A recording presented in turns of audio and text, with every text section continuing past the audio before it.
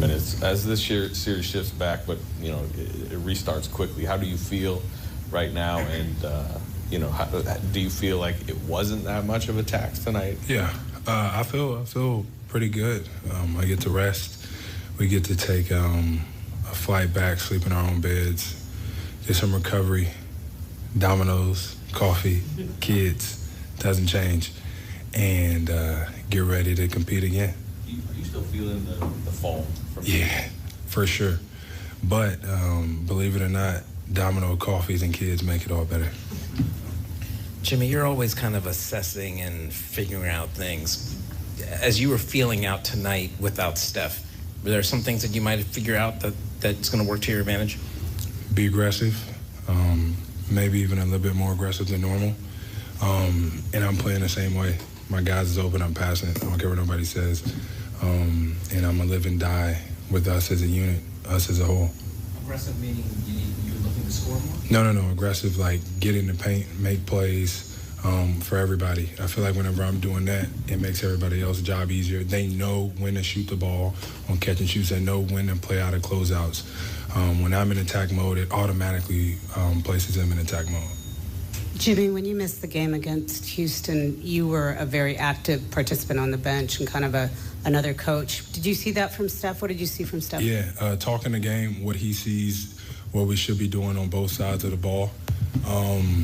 And even though he's not out there, he still expects us and wants us to win. So as often as he's telling us, hey, this guy needs to be here, and on defense, this is what everybody needs to be doing, we got to listen, because he's seeing it, firsthand, a lot of stuff that everybody else can't see. So he's definitely still out there on the bench with us. Jimmy, I know you don't pay much attention to what's out there, but just so you can know, everybody's expecting this massive thing, this reputation of playoff Jimmy. What is that like, living under that burden or expectation? I don't have a burden or expectation. I don't. I play basketball the right way. I will continue to play basketball the right way. If that time comes where, you're people that are saying whatever, supposed to score 40 or 43, whatever the case may be, I'm capable of it. I can do it.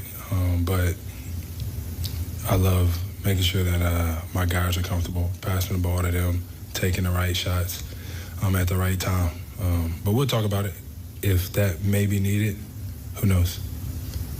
Jimmy, what did you see on the play where Draymond got the technical, and you obviously heard what he said in the locker room?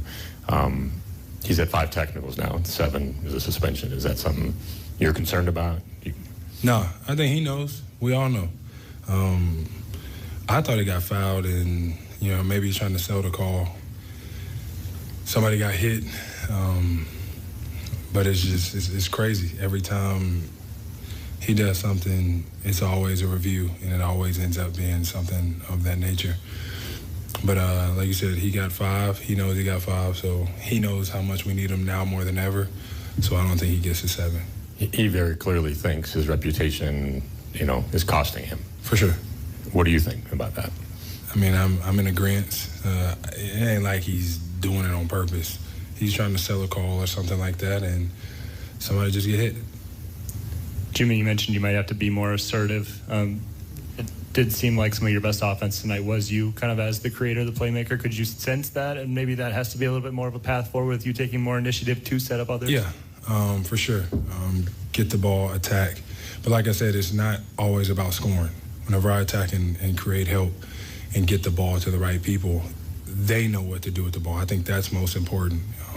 Somebody closing out, you get to shoot it, or you get to drive that closeout.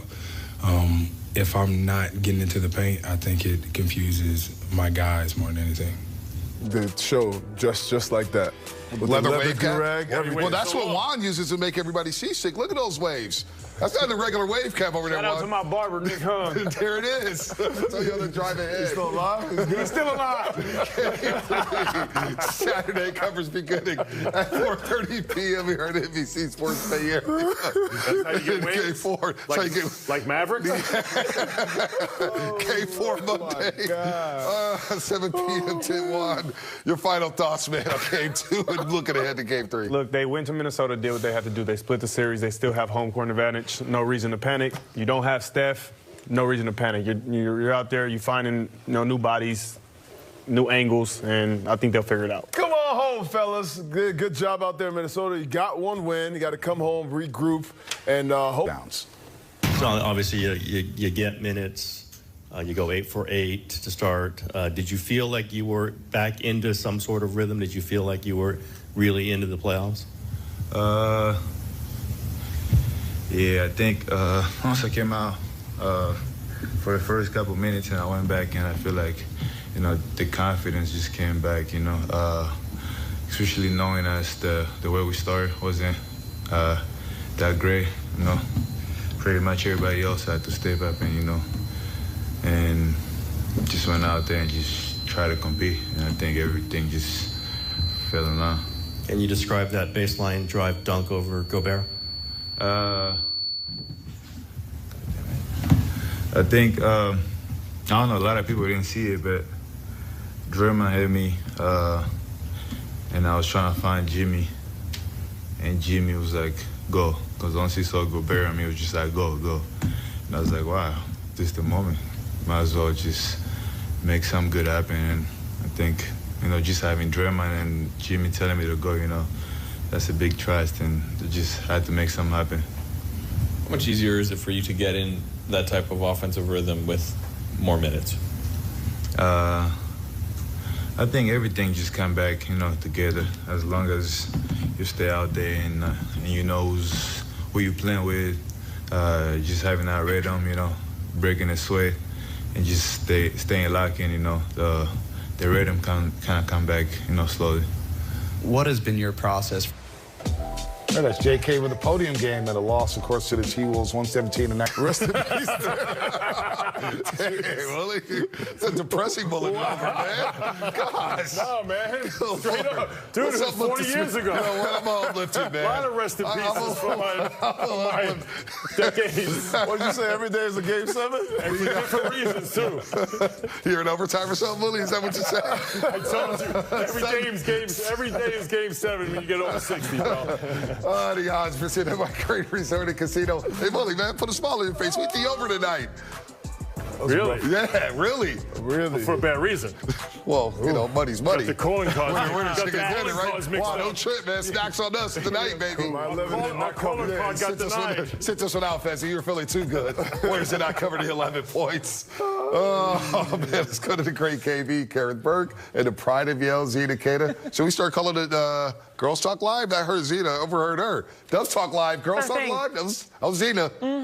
It's our girls, and then also our producer is a woman. That's right. As well. Yeah, Sure, Rochelle. Girls Talk Live. I'd like to meet Rochelle after the show. She, Well, we were listening to that Jonathan Kuminga interview that you guys were playing where he said, he had to make something happen. And it's interesting that Steve Kerr is probably looking for a new starting lineup after Quentin Post played just the 3 minutes. That combination didn't work, had a really slow start.